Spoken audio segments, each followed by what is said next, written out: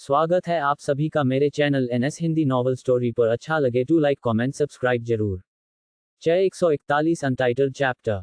मुझे इसकी shirt change करनी चाहिए या नहीं करनी चाहिए, क्योंकि इसमें से सिर्फ दारू की स्मेल आ रही है। वही आरव बेड पर लेटा हुआ नींद में बड़बड़ाए जा रहा था। I am sorry Rudra, please मुझे माफ कर दो, मुझसे गलती हो गई, प्लीज वापस आ जाओ, मैं तुम्हारे बिना अकेला पड़ गया हूँ।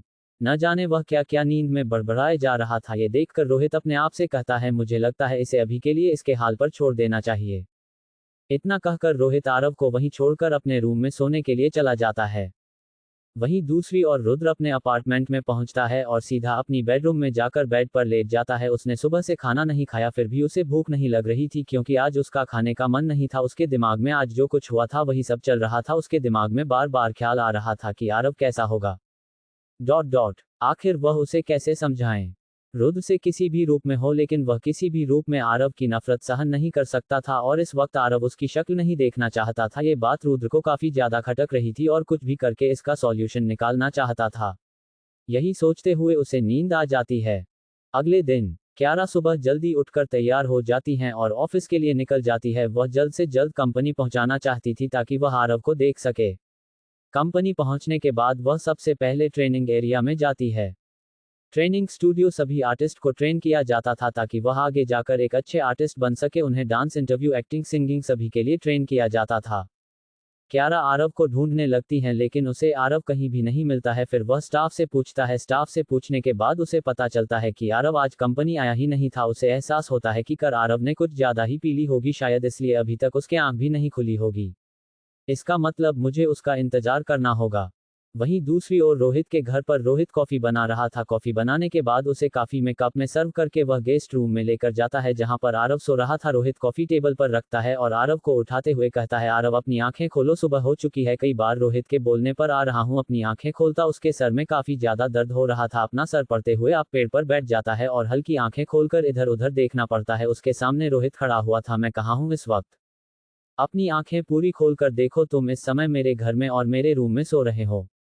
मैं तुम्हारे घर पर कैसे पहुंचा? जहां तक मुझे याद है मैं तो कल रात को क्लब में ड्रिंक कर रहा था। जब तुम जानते हो तुम इतनी हैंडल नहीं कर सकते हो तो तुम्हें इतनी ज्यादा पीने की क्या जरूरत थी? तुम्हें ये तक याद नहीं रहा कि मैं तुम्हें कल क्लब में लेने आया था? हैरान होते हुए आरव कहता है, कल तुम मुझे क्लब में लेने आए थे? हाँ, मैं तुम्हें क्लब में लेने आया था। अगर तुम इतनी सी बात याद नहीं है तो शायद तुम्हें ये भी याद नहीं होगा कल तुम क्या कह रहे थे। मुझे माफ करना, लेकिन मुझे याद नहीं कि कल तुम मुझे लेने आए थे, और शुक्रिया कि तुम मुझे अपने साथ अपने घर पर लाने के लिए, वरना शायद ना जाने मैं इस समय कहाँ पड़ा होता। बकवास बंद करो, मेरे होते हुए ऐसा कुछ नहीं हो सकता। पहले कॉफी पियो ताकि तुम्हारा हैंगओवर होगा उतर जाए। कॉफी मग आरव को देते हुए रोहित कहता है। शुक्रिया, इतना कहकर कॉफी मग लेता है। कॉफी पीने के बाद रोहित आरव से कहता है, क्या अब तुम पहले से बेटर फील कर रहे हो? हम ठीक है, अब शुरू से बताओ कल क्या हुआ था। तुम्हें जो कुछ पता चला है मुझे वह सब कुछ आना। आरव एक लंबी सांस लेता है और फिर रोहित को एक एक करके सब कुछ डिटेल में बताने लगता है। ये सब बताते समय आरव की आंखों में उदासी देखी जा सकती थी। वह भले कुछ कह नहीं रहा था, लेकिन उसके चेहरे के एक्सप्रेशन देखकर कोई भी बता सकता था कि इस समय आरव कितना दुखी होगा। सब कुछ सुनने के बाद रोहित कहता था, अब आगे क्या करना चाहते हो? तुम्हें ये तो पता चल चुका है कि रुद्र की मौत सुसाइड नहीं थी। क्या तुम इस बात को यहीं खत्म कर देना चाहते हो, या फिर तुम सबके सामने रुद्र की मौत का सच सामने लाना चाहते हो? तुम जानते हो अगर तुम ऐसा चाहते हो तो ये कर पाना नामुमकिन है। क्योंकि आदित्य कश्यप किसी भी कीमत पर अपनी बेटी की रेपुटेशन तो खराब नहीं होने देगा। अगर उसकी बेटी का नाम आता है तो इस वजह से उसकी कंपनी को भी काफी ज्यादा इफेक्ट पड़ेगा। उसकी फैमिली का नाम भी मीडिया में उछल जाएगा। और तुम्हें क्या लगता है आदित्य कश्यप ये सब होने देगा? और अगर तुम इस लड़ाई को लड़ना चाहते हो तो तुम्हें ये याद रखने की जरूरत है कि तुम्हारी लड़ाई इस देश की सबसे पावरफुल इंसान के साथ होगी, जिसके सामने शायद हमारा कोई वजूद भी नहीं है। क्या तुम ये सब हैंडल कर पाओगे? आरव कुछ नहीं कहता है, वह एकदम शांत था। वह जानता है रोहित जो कुछ भी कह रहा है वह एकदम सही है। वह किसी भी कीमत पर आदित्य कश्यप का सामना नहीं कर सकता है। तो तुम ही बताओ, अब मैं क्या करूं? क्या मैं ये सब यही भूल जाऊं? क्योंकि हम आदित्य का शुक्र कुछ नहीं बिगाड़ सकते हैं। तुम जानते हो ना, रुद्र के फैमिली वाले, हमारे दोस्त, रिलेटिव, सभी को ये लगता है कि रुद्र को दुनिया के सामने शर्मिंदा ना होना पड़े, इसलिए उसने सुसाइड कर ली। यहाँ तक कि हम दोनों को भी यही लग रहा था कि मेरे रिजेक्ट करने के कारण रुद्र ने ऐसा कदम उठाया। 142 अनटाइटल्ड चैप्टर। आरव कुछ नहीं कहता है, वह एकदम शांत था। वह जानता है रोहित जो कुछ भी कह रहा है वह एकदम सही है। वह किसी भी कीमत पर आदित्य कश्यप का सामना नहीं कर सकता है। तो तुम ही बताओ अब मैं क्या करूं, क्या मैं ये सब यही भूल जाऊं? क्योंकि हम आदित्य का कुछ नहीं बिगाड़ सकते हैं। तुम जानते हो ना, रुद्र की फैमिली वाले और हमारे दोस्त रिलेटिव सभी को ये लगता है कि रुद्र को दुनिया के सामने शर्मिंदा ना होना पड़े, इसलिए उसने सुसाइड कर ली। यहाँ तक कि हम दोनों को भी यही लग रहा था कि मेरे रिजेक्ट करने के कारण रुद्र ने ऐसा कदम उठाया, जबकि सच्चाई इन सब से बिल्कुल अलग है। तुम ही बताओ मैं अब क्या करूं? मुझे कुछ समझ नहीं आ रहा कि मुझे क्या करना चाहिए। रोहित कुछ देर तक शांत रहता है और कुछ देर तक सोचने के बाद कहता है, मुझे लगता है हमें आदित्य कश्यप से टकराने की जगह पर उसकी बेटी क्यारा से बात करनी चाहिए। मुझे नहीं लगता वह लड़की इतनी बुरी है, वह डेफिनेटली हमारी बातों को जरूर समझेंगी। तुम्हें क्या लगता है? मैंने कोशिश नहीं की, लेकिन उसे देखकर बिल्कुल नहीं लगता है कि उसे रुद्र की मौत का कोई पछतावा भी है। और तुम चाहते हो मैं उससे बात करूं? और क्या कह रहे हो तुम कि वह बुरी नहीं है? अगर वह एक अच्छी लड़की होती तो डेफिनेटली कभी भी अपनी रेपुटेशन को बचाने के लिए रुद्र की मौत एक सुसाइड नहीं बताती। फिर भी हमें बात करनी चाहिए, क्या पता उसका दिल बदल जाए। वैसे भी वह एक लड़की है और मैंने सुना है लड़कियों का दिल बहुत सॉफ्ट होता है, लेकिन उसे देखकर मुझे नहीं लगता कि उसका दिल किसी भी एंगल से सॉफ्ट होगा। उसका दिल उसके बाप की तरह पत्थर का है। आरव मेरी बात समझने की कोशिश करो, हमें एक बार कोशिश करनी चाहिए। अगर तुम अपनी आंखों पर उसके लिए नफरत की पट्टी बांध कर रखोगे तो तुम कभी भी उसे मना नहीं पाओगे। मुझे पूरा यकीन है अगर हम कोशिश करेंगे तो वह लड़की जरूर हमारी बात समझेगी। ठीक है, अगर तुम ऐसा कह रहे हो तो मैं एक बार उससे बात करके देखूंगा। Very good. वैसे तुम जिस वजह से आदित्य कश्यप की कंपनी में गए थे वह तो पूरी हो गई है। हमें पता चल चुका है आखिरकार रुद्र की मौत कैसे हुई थी, इसलिए मुझे लगता है तुम्हें अब कंपनी छोड़ देनी चाहिए, इससे पहले कि तुम्हारी माँ को इस बारे में कुछ भी पता चले। मैं ऐसा नहीं कर सकता। हमें सब कुछ पता चल चुका है, उसके बावजूद भी तुम ऐसा क्यों कह रहे हो? तुम ये क्यों नहीं कर सकते हैं? कुछ देर तक आरव शांत रहा था। उसके चेहरे पर इस समय अलग एक्सप्रेशन नजर आ रहे थे, जैसे मानो उससे कोई गलती हो गई हो। रोहित आरव के एक्सप्रेशन देख लेता है कि आरव इस समय रोहित से नजर चुराने की कोशिश कर रहा था। ये देखकर रोहित कहता है, क्या तुम मुझे बताओगे कि तुमने क्या किया है? मुझे ऐसा क्यों लग रहा तुमने कुछ ना कुछ गड़बड़ कर दी है। तुमने सही कहा, मुझसे गलती हो गई। आरव के मुंह से ये सुनने के बाद रोहित को कंफर्म हो जाता है जरूर आरव ने कुछ ना कुछ गड़बड़ की है। वह कहता है, कैसी गलती? मैंने आदित्य कश्यप की कंपनी के साथ 3 साल का कॉन्ट्रैक्ट साइन कर दिया है। मैं किसी भी कीमत पर 3 साल पहले इस कंपनी को छोड़ नहीं सकता हूं। अगर मैं ऐसा करता हूं तो मुझे पेनल्टी के तौर पर एक बहुत ही मोटी रकम देनी पड़ेगी। ये सुनकर रोहित हैरान रह जाता है। वह चिल्लाते हुए कहता है, क्या कहा तुमने? तुमने कॉन्ट्रैक्ट साइन कर दिया? तुम्हारा दिमाग खराब हो गया है। जब तुम भी बहुत अच्छे से जानते थे कि तुम इस कंपनी में काम नहीं कर सकते हो, उसके बावजूद तुमने कॉन्ट्रैक्ट साइन कर दिया। क्या तुम्हारा दिमाग खराब हो गया था? मेरे पास कोई ऑप्शन नहीं था। अगर मैंने वह कॉन्ट्रैक्ट साइन नहीं किया होता तो मुझे उसी वक्त कंपनी छोड़नी पड़ती, और उस समय तो मुझे रुद्र के बारे में कुछ भी नहीं पता चला था। मैं कैसे कंपनी छोड़ सकता था? इसलिए मजबूरी में मुझे कॉन्ट्रैक्ट साइन करना पड़ा। तुमने पता है तुमने अपने लिए कितनी बड़ी मुसीबत मोल ली है? तुम्हारी माँ को नहीं पता है कि तुम एक आर्टिस्ट बनने की ट्रेनिंग ले रहे हो। तुमने सोचा है अब तुम उन्हें क्या जवाब दोगे? क्या तुम भूल गए तुम्हारी माँ को तुम्हारा एक्टर बनना बिल्कुल पसंद नहीं था? उसके बावजूद भी तुमने 3 साल का कॉन्ट्रैक्ट साइन कर दिया। वाह आरव, क्या काम किया है तुमने? ताना मारते हुए रोहित कहता है।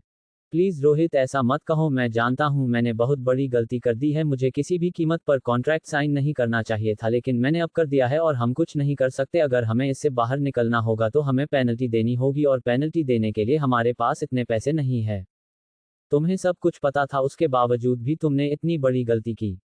मुझे लगता है तुम्हें अब आंटी को सब कुछ बता देना चाहिए। तुम इस कॉन्ट्रैक्ट से किसी भी कीमत पर बाहर नहीं निकल सकते हो, इसलिए उनका सच जानना जरूरी है। तुम्हें उन्हें मनाना होगा। मुझे पूरा यकीन है वह तुम्हारी सिचुएशन समझेगी। और तुम उन्हें ये भी कह देना कि तुम्हारा एक्टर बनना बचपन का सपना था। हम शो वह अपने बेटे के सपने की रिस्पेक्ट करेगी।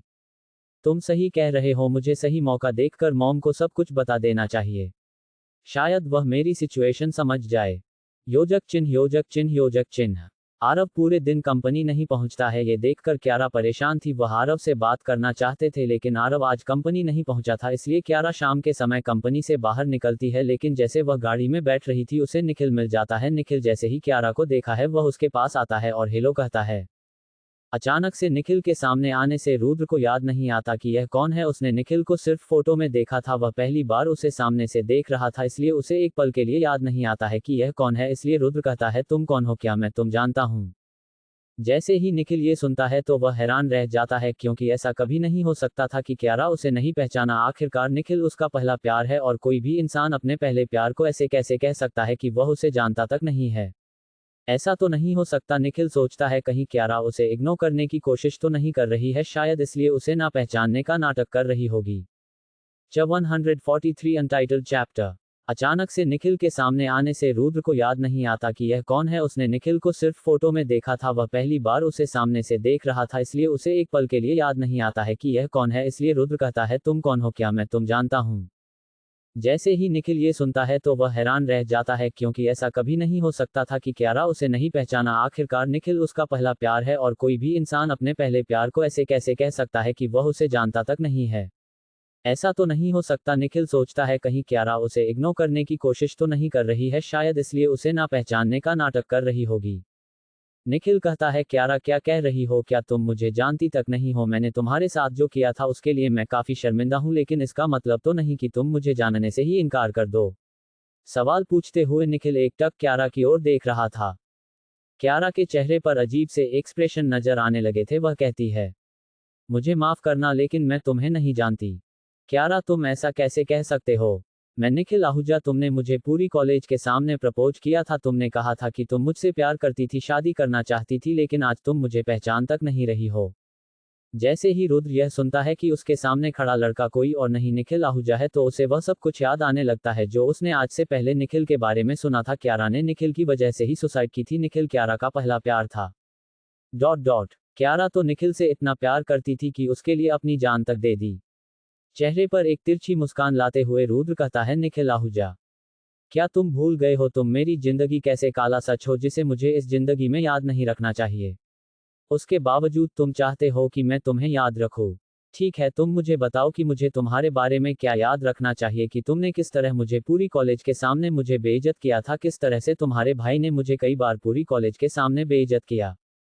जानता हूं क्यारा, तुम मुझसे नाराज हो, मैं तुम्हारी नाराजगी समझ सकता हूं। मैं अपनी गलती के लिए बहुत ही ज्यादा शर्मिंदा हूं, इसलिए मैं तुमसे माफी मांगना चाहता हूं। क्या बात है मिस्टर निखिल आहूजा, तुम्हें नहीं लगता कि तुमने माफी मांगने में थोड़ी देर कर दी।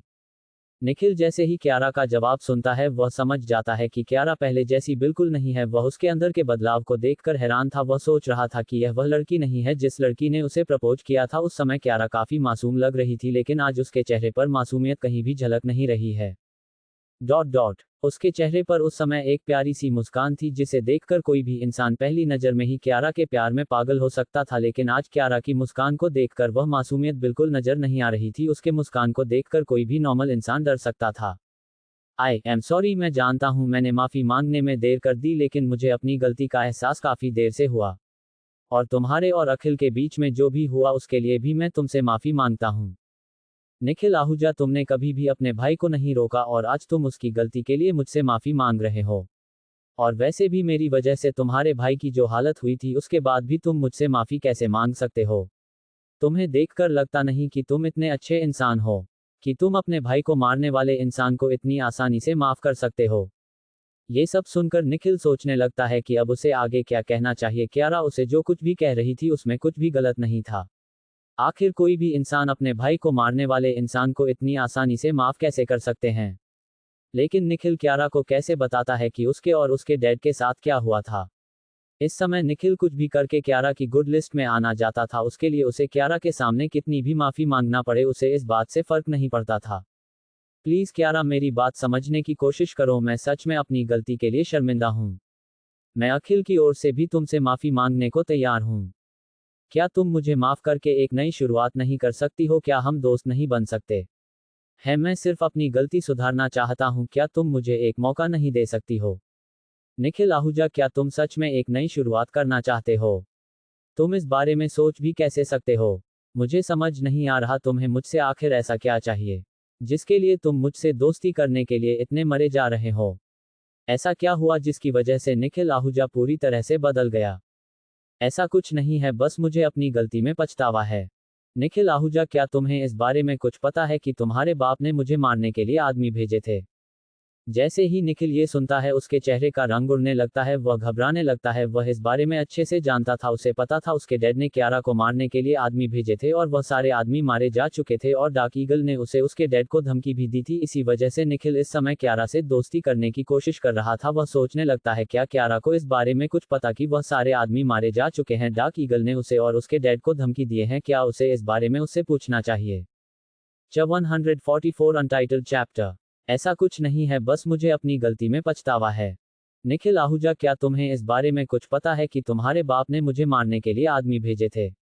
जैसे ही निखिल ये सुनता है उसके चेहरे का रंग उड़ने लगता है, वह घबराने लगता है। वह इस बारे में अच्छे से जानता था, उसे पता था उसके डैड ने क्यारा को मारने के लिए आदमी भेजे थे और वह सारे आदमी मारे जा चुके थे और डार्क ईगल ने उसे उसके डैड को धमकी भी दी थी। इसी वजह से निखिल इस समय क्यारा से दोस्ती करने की कोशिश कर रहा था। वह सोचने लगता है क्या क्यारा को इस बारे में कुछ पता कि वह सारे आदमी मारे जा चुके हैं, डार्क ईगल ने उसे और उसके डैड को धमकी दिए हैं, क्या उसे इस बारे में उससे पूछना चाहिए। निखिल कहता है क्यारा, मुझे इस बारे में कुछ नहीं पता। मैं नहीं जानता कि डैड ने तुम्हें मारने के लिए आदमी भेजे थे। ये कहते समय निखिल की आवाज में घबराहट साफ नजर आ रही थी। निखिल क्यारा से अपने नजरें भी चुरा रहा था। क्यारा कहती है क्या तुम्हें सच में इस बारे में नहीं पता था, लेकिन तुम्हारे चेहरे के एक्सप्रेशन देखकर मुझे नहीं लगता कि तुम्हें इस बारे में कुछ भी नहीं पता था।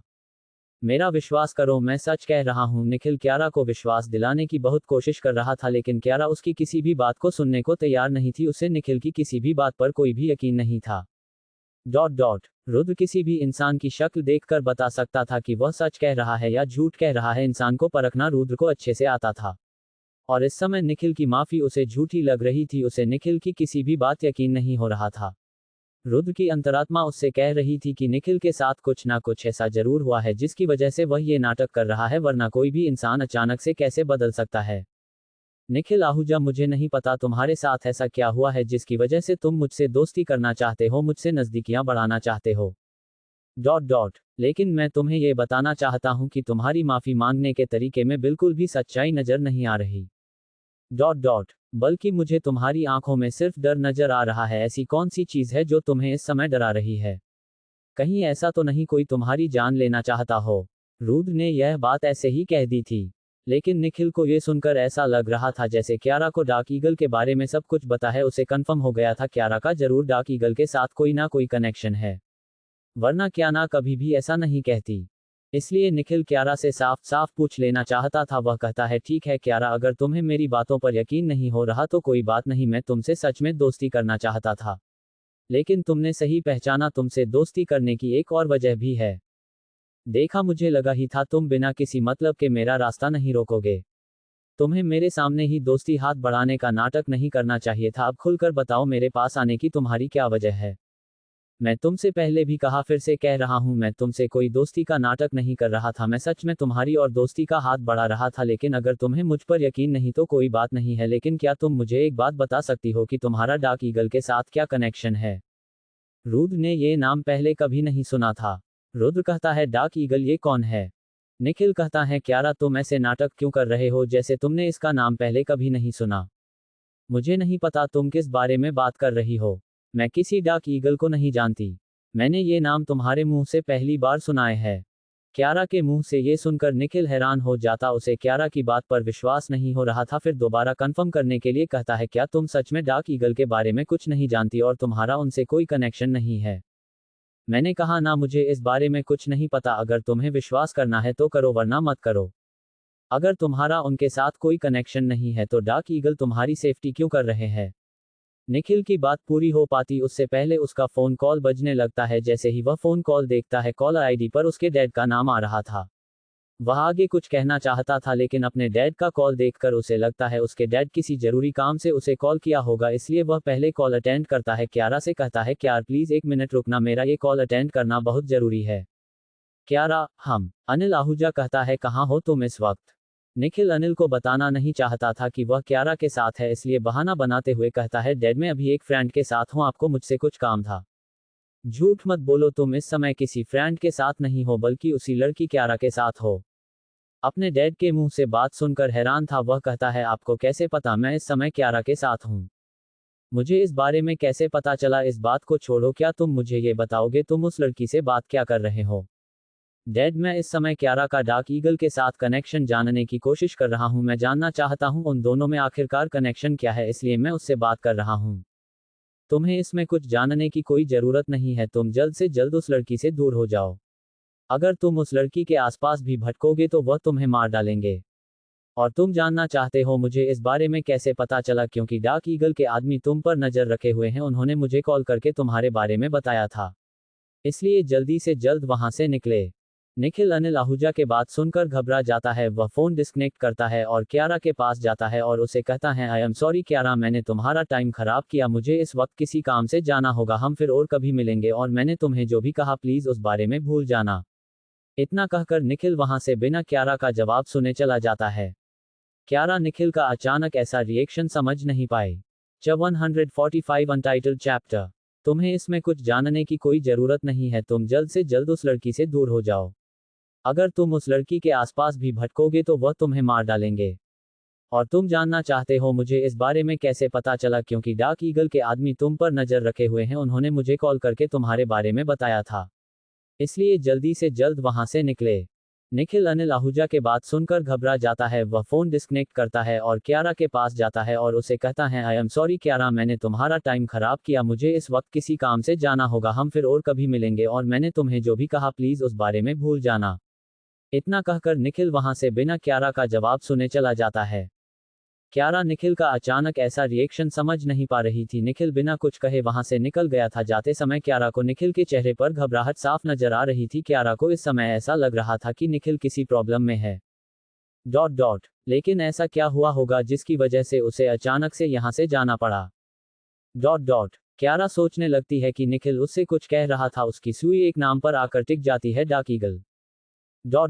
अपने आप से कहते हुए क्यारा कहती हैं, डार्क ईगल ये कौन है, मैंने इसका नाम पहले कभी भी नहीं सुना, लेकिन निखिल की बातों से ऐसा लग रहा था। क्यारा का इन सब से कोई ना कोई कनेक्शन है, लेकिन अभी तक मुझे क्यारा की लाइफ में जो भी कुछ पता चला है उसके अनुसार क्यारा की लाइफ में डार्क ईगल नाम दूर दूर तक कहीं कोई निशान नहीं है।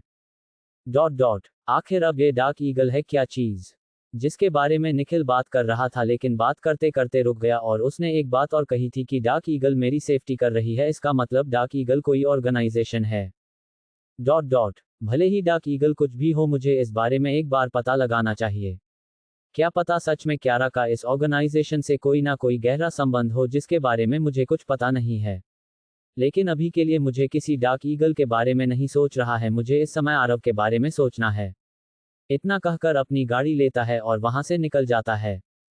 कुछ देर बाद रुद्र की कार रोहित के अपार्टमेंट के नीचे आकर रुकती है, लेकिन रुद्र कार से बाहर नहीं निकलता है। वह वहीं पर इंतजार करने लगता है। उसे आरव के नए घर के एड्रेस के बारे में कुछ भी नहीं पता था, इसलिए वह रोहित के घर आ गया था। उसके दिमाग में इस समय यही चल रहा था कि उसे ऊपर जाकर आरव के बारे में पूछना चाहिए या नहीं पूछना चाहिए। अगर वह रोहित के पास जाता है तो फिर क्या कहेगा।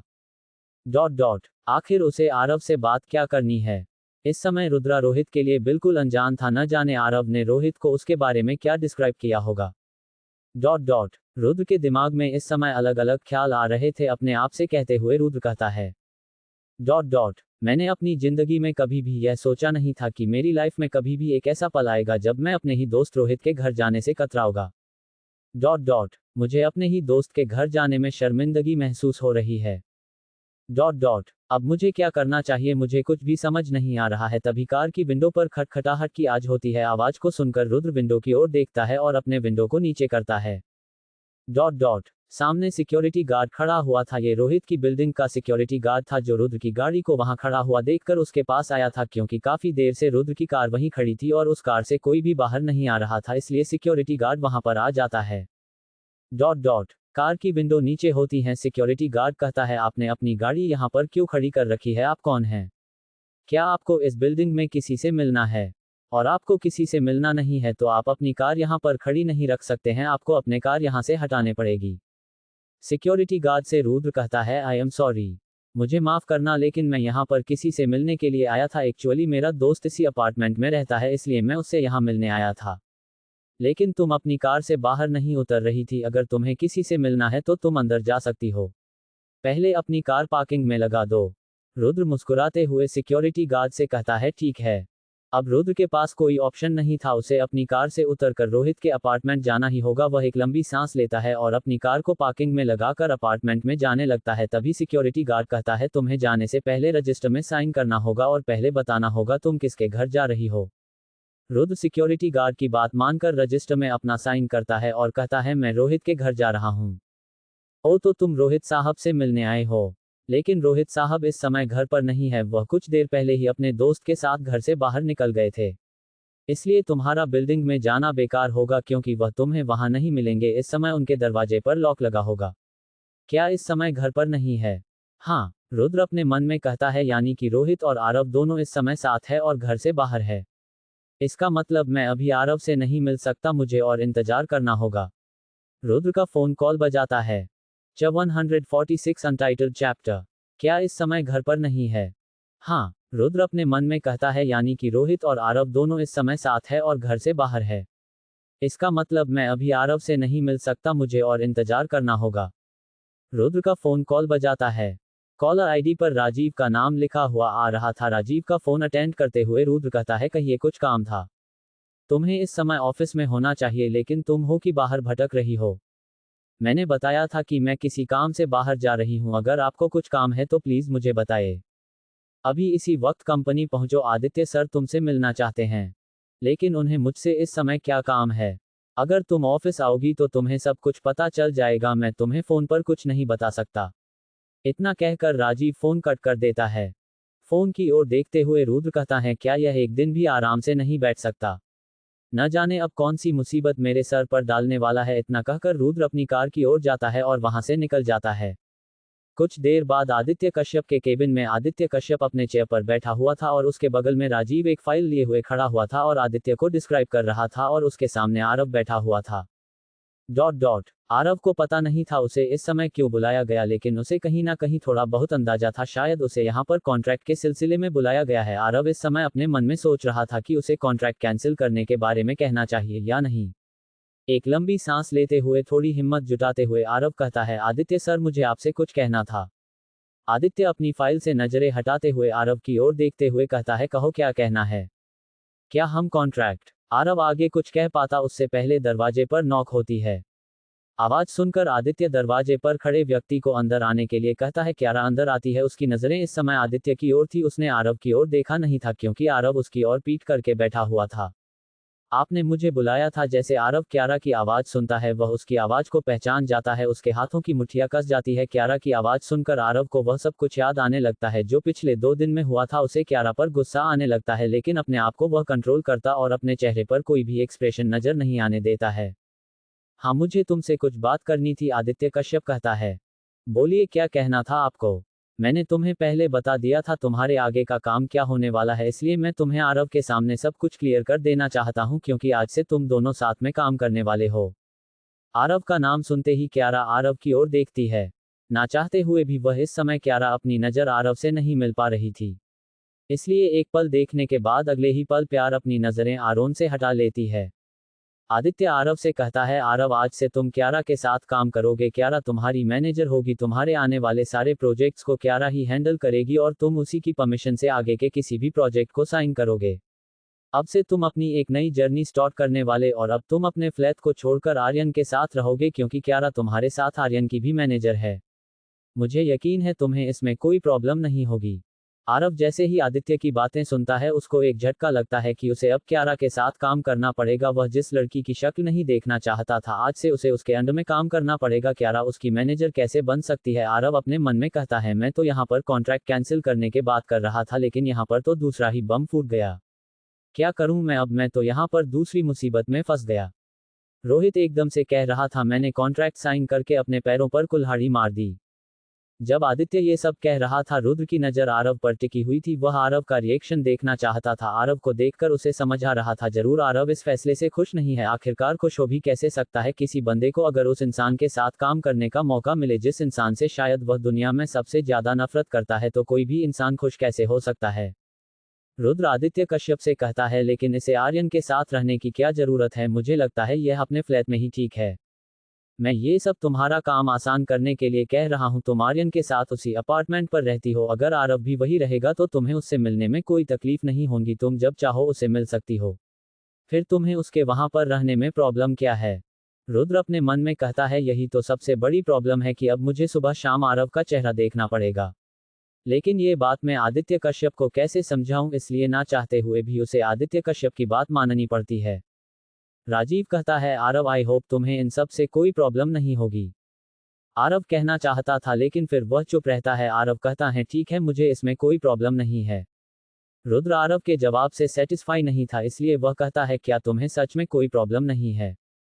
उसने कहा, ना उसे कोई प्रॉब्लम नहीं है, फिर आपको इतना दिक्कत क्यों है? क्यारा की ओर देखते हुए आदित्य कहता है, नहीं ऐसा कुछ नहीं है, मैं तो बस, मेरा मतलब है मुझे कोई दिक्कत नहीं है। आदित्य और राजीव क्यारा और आरव को बाकी के सारी डिटेल्स बता देते हैं। बात पूरी होने के बाद आदित्य कहता है, तुम दोनों यहाँ से जा सकते हो। आरव और क्यारा दोनों आदित्य के ऑफिस से बाहर निकल जाते हैं। रोजाना आरव को आवाज देते हुए कहता है, तुमने अपने दोस्त के बारे में डैड से बात क्यों नहीं की? क्या तुम उनसे डरते हो? 147 अनटाइटल्ड चैप्टर। आदित्य और राजीव क्यारा और आरव को बाकी की सारी डिटेल्स बता देते हैं। बात पूरी होने के बाद आदित्य कहता है, तुम दोनों यहाँ से जा सकते हो। आरव और क्यारा दोनों आदित्य के ऑफिस से बाहर निकल जाते हैं। क्यारा आरव को आवाज देते हुए कहती है, तुमने अपने दोस्त के बारे में डैड से बात क्यों नहीं की? क्या तुम उनसे डरते हो? आरव पीछे मुड़ता है और क्यारा की ओर देखते हुए कहता है, तुमने सही कहा, मैं तुम्हारे डैड की ताकत के सामने डर गया। मैं जानता हूं मैं तुम्हारे डैड की ताकत के सामने कुछ भी नहीं हूं। तुम्हें तो इस बात के लिए काफी खुशी हो रही होगी ना कि मैं तुम्हारे डैड के सामने कुछ भी नहीं हूं। मैं तुम लोगों के अगेंस्ट कुछ भी नहीं कर सकता। तुम्हारे पैसों की ताकत के सामने मेरी हार हो गई है। एक तिरछी मुस्कान के साथ आरव की आंखों में आंखें मिलाते हुए क्यारा आरव के करीब जाते हुए कहती है, तो तुम्हारी दोस्ती आदित्य कश्यप की ताकत के सामने कमजोर पड़ गई। चलो अच्छा हुआ तुम अपने आप समझ गए। मुझे लगा था तुमने थोड़ी बहुत तो शर्म होगी, लेकिन नहीं, तुम्हें अपनी गलती पर थोड़ा सा भी पछतावा नहीं है। तुम्हारी वजह से किसी की जान चली गई थी, उसके बावजूद तुम मुझसे इस तरह से बात कर रही हो। तुम्हें अपने बाप की पावर पर कुछ ज्यादा ही घमंड है। देखो आरव, अब हमें साथ में काम करना है। मैं नहीं चाहती कि तुम मेरे अगेंस्ट कोई भी नफरत रखो। इसलिए तुम्हारे भले के लिए कह रही हूं, एक कमजोर आदमी का एक ताकतवर इंसान के सामने कभी कोई मुकाबला नहीं कर सकता है। अगर तुम सच में मुकाबला करना चाहते हो, अगर तुम सच में ये चाहते हो कि मैं पूरी दुनिया के सामने कहूं कि तुम्हारे दोस्त ने सुसाइड नहीं की थी, तो पहले तुम्हें अपने आप को ताकतवर बनाना होगा। तुमने पहले कॉन्ट्रैक्ट साइन कर दिया, तुम्हें अपॉर्चुनिटी मिली है, तुम्हें इस समय उसका फायदा उठाना चाहिए और अपनी पहचान बनानी चाहिए, क्योंकि तुम इसी पहचान के दम पर अपने दोस्त को इंसाफ दिला पाओगे। क्योंकि तुम जानते हो, अगर मैं तुम्हारी मदद करना भी चाहूंगी तो भी मैं किसी भी कीमत में तुम्हारी मदद नहीं कर सकती, क्योंकि डैड मुझे ये सब करने नहीं देंगे। इसलिए मेरी बात को ध्यान से समझना, मैंने जो कहा है उसे याद रखना। अगर तुम सच में अपने दोस्त को इंसाफ दिलाना चाहते हो तो पहले अपनी पहचान बनाओ, और इसमें मैं तुम्हारी पूरी मदद करने के लिए तैयार हूँ। रुद्र ने अब सोच लिया था कि वह आरव को एक पॉपुलर स्टार बनाएगा, इसलिए वह किसी भी कीमत पर अब आरव की मदद करेगा, क्योंकि उसकी वजह से आरव की इमेज पहले ही खराब हो चुकी है। इसलिए अब आरव को एक नई पहचान दिलाने का काम रुद्र करना चाहता था। तुम मेरी मदद करना चाहती हो? अगर मैं कहूं कि मुझे तुम्हारी मदद की कोई जरूरत नहीं है, तो फिर तुम्हारे पास इसके अलावा कोई ऑप्शन नहीं है। भले ही तुम मुझसे से कितनी भी नफरत करते हो, इससे कोई फर्क नहीं पड़ेगा, लेकिन तुम्हारी मदद मेरे अलावा कोई नहीं कर सकता। ये बात तुम अच्छे से जानते हो। अगर तुम सच में अपने दोस्त को इंसाफ दिलाना चाहते हो तो तुम्हें मेरी मदद जरूर लेनी चाहिए। तुम्हारे पास सोचने के लिए काफी समय है, मुझे अपना जवाब दे देना। तुम्हारा कहने का मतलब है कि तुम मेरी मदद करना चाहती हो, लेकिन तुम अपने डैड के हाथों मजबूर हो। तुम किसी भी कीमत पर अपने डैड की अगेंस्ट नहीं जा सकती हो।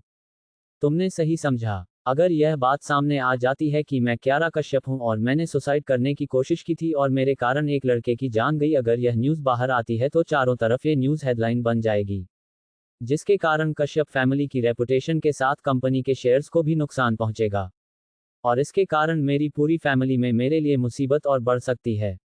इसलिए यह न्यूज़ किसी भी कीमत पर बाहर नहीं आ सकती, और तुम्हें ये बात समझनी होगी। तुम क्या चाहती हो कि जिंदगी भर कभी भी रुद्र का सच दुनिया के सामने ना आए, उसके परिवार को इस बारे में कभी कुछ ना पता चले? तुम उसके फिक्र मत करो, और तुम्हारी दोस्त की मौत का सच मैं सबको बता दूंगी, लेकिन अभी नहीं, सही समय आने पर। मेरा विश्वास करो, मैं तुमसे वादा करती हूँ सही समय आने पर मैं सबको सच बता दूंगी। रुद्र किसी भी कीमत पर इस समय आरव को इस मामले से दूर करना चाहता था। वह चाहता था कि आरव इस समय सिर्फ और सिर्फ अपने करियर पर फोकस करे, ना कि उसकी मौत सच सामने लाने पर। क्या तुम सच कह रही हो? मैंने कहा ना, मैं तुमसे वादा कर रही हूँ, बस एक बार मेरी बात का विश्वास करो। अगर तुम इतना कह रही हो तो मैं तुम्हारी बात मानने को तैयार हूँ। आरव किसी भी कीमत पर क्यारा पर भरोसा नहीं करना चाहता था, लेकिन न जाने क्यों इस समय उसे क्यारा की बातों में सच्चाई नजर आ रही थी। उसका दिमाग उसे कह रहा था कि उसे क्यारा पर भरोसा नहीं करना चाहिए, लेकिन उसका दिल उसे बार बार एक बार कह रहा था उसे एक बार क्यारा पर भरोसा जरूर करना चाहिए। न जाने क्यों उसे इस समय रुद्र की झलक दिखाई दे रही थी जब क्यारा ने आरव से कहा था, एक कमजोर आदमी का एक ताकतवर इंसान के सामने कभी कोई मुकाबला नहीं कर सकता है। ये लाइन उसने पहले रुद्र के मुंह से सुनी थी, इसलिए आरव क्यारा की बात पर भरोसा करना चाहता था। शुक्रिया मुझ पर भरोसा करने के लिए। मैं उम्मीद करती हूँ कि तुम मेरे लिए अपने दिल में कोई नफरत नहीं रखोगे, क्योंकि उसमें मेरी गलती नहीं थी, वह सिर्फ एक्सीडेंट था। आरव किसी बात का कोई जवाब नहीं देता, वह वहां से बिना कुछ कहे चल जाता है। 148 अनटाइटल्ड चैप्टर। रोहित के अपार्टमेंट में आरव और रोहित दोनों सोफे पर बैठे हुए थे। रोहित कहता है, क्या तुम सच में करना चाहते हो? आरव रोहित के सवाल का जवाब देते हुए कहता है, मेरे पास इसके अलावा कोई ऑप्शन भी नहीं है, मुझे ये करना ही होगा। हाँ, तुम्हारे पास कोई ऑप्शन नहीं है, लेकिन क्या तुमने सोच लिया कि तुम अपनी माँ से क्या कहने वाले हो? मैं माँ को समझाने की पूरी कोशिश करूंगा। अगर तुम उन्हें समझा पाते हो तो मुझे भी यही लगता है कि तुम्हारे लिए एकदम सही होगा कि तुम आगे अपने करियर पर फोकस करो। वैसे भी तुमने बचपन में एक आर्टिस्ट बनने का ही सपना देखा था, लेकिन अपनी माँ के कहने पर तुमने अपने सपने को छोड़ दिया। शायद इसीलिए किस्मत ने तुम्हें यह मौका दिया है तुम्हारे सपने को साकार करने का। शायद तुम सही कह रहे हो, और वैसे भी क्यारा ने मुझे वादा किया है वह दुनिया के सामने रुद्र की मौत का सच बता देगी। तुम्हें उसे लड़की पर विश्वास है। पता नहीं क्योंकि दिमाग का रहा है कि मुझे उसे पर भरोसा नहीं करना चाहिए, लेकिन मेरे दिल कह रहा है कि मुझे उसे पर भरोसा करना चाहिए, और मैं अपने दिल की सुन रहा हूँ। इसका मतलब लड़की इतनी बुरी भी नहीं है जितना तुम उसे समझ रहे थे, और शायद उसे अपनी गलती पर पछतावा भी है, वरना वह तुम्हारी मदद करने की कोशिश नहीं करती। तुम क्या कहना चाहते हो इस पर? आरव कुछ नहीं कहता है, वह शांत रहता है। आरव को कुछ ना कहता देख रोहित आगे कहता है, जो भी हो मैं तुम्हारे लिए बहुत खुश हूं, क्योंकि अब से कम तुम अपने आप को रुद्र की मौत का जिम्मेदार नहीं समझोगे। तुम सही साबित हो चुके हो। तुमने कहा था कि रुद्र कभी भी सुसाइड नहीं कर सकता है, और तुमने जैसा कहा था वैसा ही हुआ। रुद्र ने किसी की जान को बचाते वक्त अपनी जान गंवा दी थी। हमें इस बात की खुशी होनी चाहिए कि रुद्र कमजोर नहीं था। तुमने सही कहा, रुद्र कमजोर नहीं था, बल्कि उसके जितना स्ट्रांग शायद इस दुनिया में कोई होगा। उसने कई सालों तक मेरे लिए अपनी फीलिंग्स को छुपा कर रखा, और मैंने उसके साथ क्या किया उसे एक पल में ठुकरा दिया, और इसका पछतावा मुझे जिंदगी भर रहेगा। रोहित आरव के कंधे पर हाथ रखते हुए कहता है, तुम्हें अब पास्ट को भुलाकर आगे बढ़ना ही होगा। तुम्हें एक नई शुरुआत करनी होगी। तुम्हें इस वक्त क्यारा के बारे में सोचना चाहिए। आखिरकार तुम उसके साथ काम करने वाले हो, शायद अब तुम उसके साथ में दिन में काफी घंटे बिताने वाले हो। तो मेरी सलाह मानो तो तुम्हें उसके साथ दोस्ती करने की कोशिश करनी चाहिए, और अपने दिल में उसके लिए जितनी भी नाराजगी है उसे खत्म करने की कोशिश करनी चाहिए। क्यारा का नाम सुनते ही आरव कुछ देर के लिए शांत हो जाता है, फिर कहता है, शायद तुम सही कह रहे हो, लेकिन उसका एटीट्यूड, मेरा मतलब उसका एटीट्यूड कुछ अलग है। ऐसा लगता है जाना पहचाना है। जब भी उसे देखता हूं ऐसा लगता है। रोहित को आरव की बातों का मतलब समझ नहीं आता है। वह कहता है, कैसा लगता है? मैं तुम्हें समझा नहीं सकता। बस पता नहीं, मुझे एक अलग सी फीलिंग्स होती हैं जब भी वह आसपास होती है। ऐसा लगता है रुद्र खड़ा हो। ये सुनकर रोहित को अच्छा नहीं लगता है। वह अपनी आवाज को तेज करते हुए कहता है, आरव ये सिर्फ तुम्हारा वहम है और कुछ नहीं। तुमने अपने दिमाग पर रुद्र को कुछ ज्यादा ही हावी कर लिया है। क्या तुम अब उसे भुला नहीं सकते हो? मैं मानता हूं वो तुम्हारा बचपन का दोस्त था, और मैं ये भी जानता हूं कि मैं तुम्हारी जिंदगी में उसकी जगह कभी नहीं ले सकता, लेकिन इसका मतलब यह नहीं तुम अपने आसपास के लोगों को भूल जाओ और हर किसी में तुम रुद्र की छवि देखने लगे हो। ऐसा बिल्कुल नहीं है रोहित। मुझे भी नहीं पता, लेकिन जब भी वह आसपास होती है तो मुझे ऐसा ही लगता है कि मेरे साथ रुद्र हो। अच्छा, ऐसा बिल्कुल नहीं है। अगर ऐसा नहीं है तो क्या तुम मुझे बता सकते हो जो तुम अभी बातें कर रहे हो वह सब क्या है? तुम्हें उस लड़की में रुद्र कैसे दिखाई दे सकता है? मैं यह नहीं कह रहा हूं कि मुझे उसमें रुद्र दिखाई दे रहा है, मैं बस इतना कह रहा हूं कि उसकी कुछ हरकतें रुद्र से मिलती हैं। रोहित कहता है, तुम्हारा कुछ नहीं हो सकता आरव, तुम पागल होते जा रहे हो, तुम्हें रुद्र के अलावा कुछ दिख ही नहीं रहा है। मुझे विश्वास नहीं हो रहा कि तुम्हें क्यारा में भी रुद्र दिखाई दे रहा है। मैं तुम्हें एक बात आखिरी बार समझा देता हूँ, जब तक तुम अपने दिमाग से रुद्र को नहीं निकालोगे तब तक तुम अपनी जिंदगी में कभी भी आगे नहीं बढ़ पाओगे। वह मर चुका है, तुम उसकी मौत का पता लगाना चाहते थे, तुम्हें सच भी पता चल चुका है। तुम उसके लिए जो कुछ कर सकते थे तुमने वह सब कुछ किया है, लेकिन अब बस बहुत हो गया। अब तुम्हें सब कुछ भूल कर आगे बढ़ना ही होगा। तुम जिंदगी भर इस गिल्ट में नहीं रह सकते हो कि तुमने उसके प्यार को ठुकरा दिया। अगर रुद्र तुम्हें ऊपर से अभी देख रहा है तो फिर तुम्हें इस तरह से देखकर कभी भी खुश नहीं होगा। आरव कुछ नहीं कह रहा था, वह बस रोहित की बातें सुन रहा था। उसे खुद को समझ नहीं आ रहा था, जब भी क्यारा उसके आसपास होती है तो उसे ऐसा क्यों फील होता है। उसे रोहित की बातें सही लग रही थी, शायद यह उसका वहम है, ये कहकर वह अपने विचार को साइड कर देता है। रोहित कहता है, बाकी सारी बातों को भूल जाओ, अब तुम मुझे ये बताओ कि तुम शिफ्ट कब हो रहे हो। परसों। ठीक है, फिर मैं तुम्हारी कल पैकिंग करवाने में मदद कर दूंगा और परसों मैं भी तुम्हारे साथ तुम्हें छोड़ने के लिए चलूंगा। अंडरस्को। 149 आइसक्रीम पार्टी। क्यारा अपने अपार्टमेंट के बेडरूम में बेड पर बैठे हुए लैपटॉप पर काम कर रही थी। उसने बेड पर सारा सामान बिखेर रखा था, पूरे बेड पर कई सारे कागज पड़े हुए थे। तभी उसके अपार्टमेंट की डोरबेल बजती है। डोरबेल की आवाज सुनकर क्यारा अपने फोन में टाइम देखती है। 11 बजे बजने वाले थे, सोचते हुए अपने आप से कहती हैं, इस समय कौन आ सकता है। क्यारा अपने बेड से उठकर दरवाजे की ओर चली जाती है। क्यारा दरवाजे खोलती हैं, सामने आर्यन खड़ा हुआ था, उसके हाथ में एक पेपर का बैग था। आर्यन को इस वक्त देखकर क्यारा कहती हैं, तुम इस वक्त मेरे अपार्टमेंट के सामने क्या कर रहे हो। आर्यन की फिक्र जताते हुए क्यारा कहती हैं, कहीं कोई प्रॉब्लम तो नहीं हुई है। आर्यन के चेहरे पर प्यारी सी मुस्कान थी। मुस्कुराते हुए आर्यन कहता है, जरूरी नहीं है, मैं तुम्हें तभी याद करूं जब मैं किसी मुसीबत में फंसा हूं। मैं तो तुम्हें अपनी खुशियों में भी शामिल करना चाहता हूं, इसलिए हर बार मुझे देखकर यह मत सोचा करो कि मैं मुसीबत में हूं। क्यारा कोई जवाब नहीं देती है, लेकिन उसकी नजरें आर्यन से सवाल कर रही थी, तो फिर तुम्हारे यहाँ आने की वजह क्या है। आर्यन क्यारा के चेहरे के एक्सप्रेशन को देखकर समझ जाता है कि क्यारा उससे क्या जानना चाहती है। वह कहता है, मैं तुम्हें यहाँ पर तुम्हारा शुक्रिया अदा करने आया था। किस लिए? क्या मैं पहले अंदर आ सकता हूँ? आर्यन के पूछने पर क्यारा कोई जवाब नहीं देती है, बस दरवाजे से साइड में खड़ी हो जाती है और आर्यन को अंदर आने के लिए इशारा करती है। आर्यन लिविंग रूम में आकर सोफे पर बैठ जाता है और उसके सामने क्यारा बैठी हुई थी। वह इंतजार कर रही थी कि आर्यन कब उसे अपने आने की वजह बताएगा। आर्यन कहता है, तुम जानती हो आज मैं बहुत खुश हूँ। क्यारा आर्यन की ओर सवालिया नजरों से देखते हुए वह आर्यन की खुशी की वजह जानना चाहती थी, क्योंकि रुद्र जब से आर्यन से मिला है वह कभी भी इतना खुश नजर नहीं आया था। आज आर्यन के चेहरे की मुस्कान में किसी भी प्रकार की कोई मिलावट नहीं थी। उसकी मुस्कान को देखकर बताया जा सकता था कि वह आज काफी ज्यादा खुश है। आर्यन मुस्कुराते हुए कहता है, मुझे राजीव सर ने बताया मेरी नई मैनेजर तुम हो।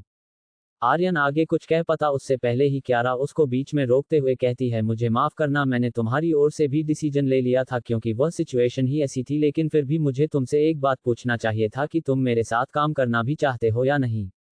तुम माफी क्यों मांग रही हो? तुम जानती नहीं हो मैं इस समय कितना खुश हूं जब से मुझे ये पता चला है कि तुम मेरी नई मैनेजर हो। मेरी खुशी का कोई ठिकाना नहीं है, क्योंकि यह बात मैं अच्छे से जानता हूं, मुझे इस दुनिया में तुमसे अच्छा और कोई नहीं मिल सकता है। मैंने कभी सपने में भी नहीं सोचा था कि तुम मेरी मैनेजर बनोगी। इसका मतलब तुम आज खुश सिर्फ इसी वजह से हो। इसलिए तो मैं तुम्हारा शुक्रिया अदा करना चाहता था कि तुमने मुझे इस लायक समझा कि मैं तुम्हारे साथ काम कर सकूं। रुद्र को विश्वास नहीं हो रहा था, आर्यन सिर्फ इतनी सी बात के लिए खुश है। आर्यन की इस खुशी को देखकर रुद्र को विश्वास हो चुका था कि आर्यन अब उस पर आंख बंद करके भरोसा कर सकता है। रुद्र को इस समय वह आर्यन नजर नहीं आ रहा था जिससे वह पहली बार मिला था, बल्कि आज उसे एक नया आर्यन दिख रहा था, जो अपने इमोशंस को अपने दिल के अंदर दबाने वालों में से नहीं था, बल्कि अपनी खुशी का इजहार करने वाले लोगों में से था।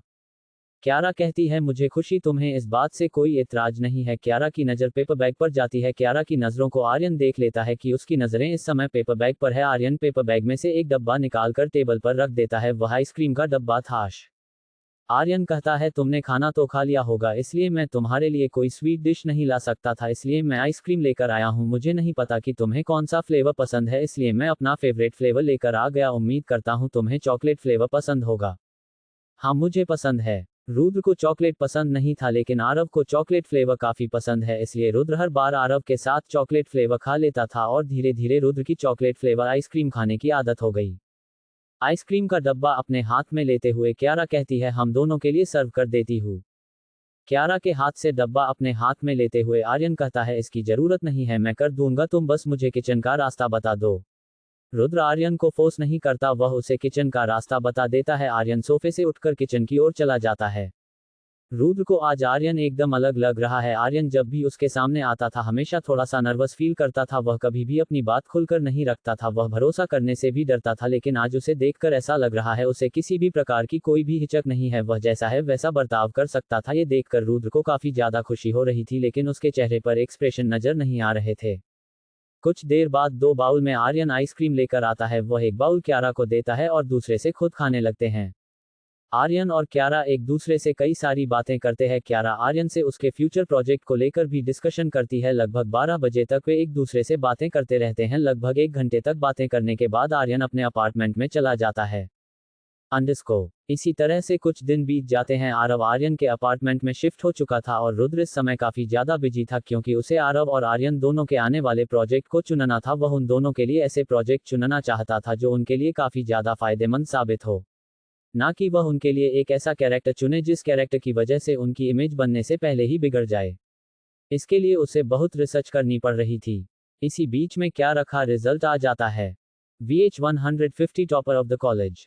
इसी तरह से कुछ दिन बीत जाते हैं। आरव आर्यन के अपार्टमेंट में शिफ्ट हो चुका था और रुद्र इस समय काफी ज्यादा बिजी था, क्योंकि उसे आरव और आर्यन दोनों के आने वाले प्रोजेक्ट को चुनना था। वह उन दोनों के लिए ऐसे प्रोजेक्ट चुनना चाहता था जो उनके लिए काफी ज्यादा फायदेमंद साबित हो, ना कि वह उनके लिए एक ऐसा कैरेक्टर चुने जिस कैरेक्टर की वजह से उनकी इमेज बनने से पहले ही बिगड़ जाए। इसके लिए उसे बहुत रिसर्च करनी पड़ रही थी।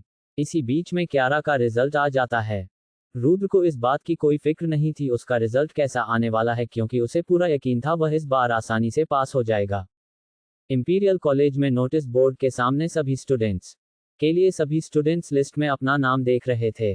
चित्रा और रिया दोनों भी उन्हीं स्टूडेंट के साथ में खड़ी हुई थी और भीड़ में अपना अपना नाम देखने की कोशिश कर रही थी। कुछ देर बाद काफी मेहनत करने के बाद वह दोनों अपना नाम देख लेती है। वह क्लास में एक अच्छे रैंक के साथ में पास हो चुकी थी। दोनों अपना नाम देखने के साथ एक दूसरे को गले लगाते हुए कंग्रेचुलेशन करती है। अचानक चित्रा को क्यारा का ख्याल आता है, क्योंकि उन्होंने अभी तक क्यारा का रिजल्ट नहीं देखा है। चित्रा रिया को अपने आप से दूर करती है और उसे कहती है हमें क्यारा का भी रिजल्ट देखना चाहिए। रिया उसकी हाँ में हाँ मिलाती हैं और दोनों लिस्ट में क्यारा का नाम देखने लगते हैं। रिया उसे कहती है हमें क्यारा का नाम नीचे से देखना चाहिए, अगर वह पास हो गई होगी तो डेफिनेटली फिर वह लास्ट के 20 लोगों में से एक होगी।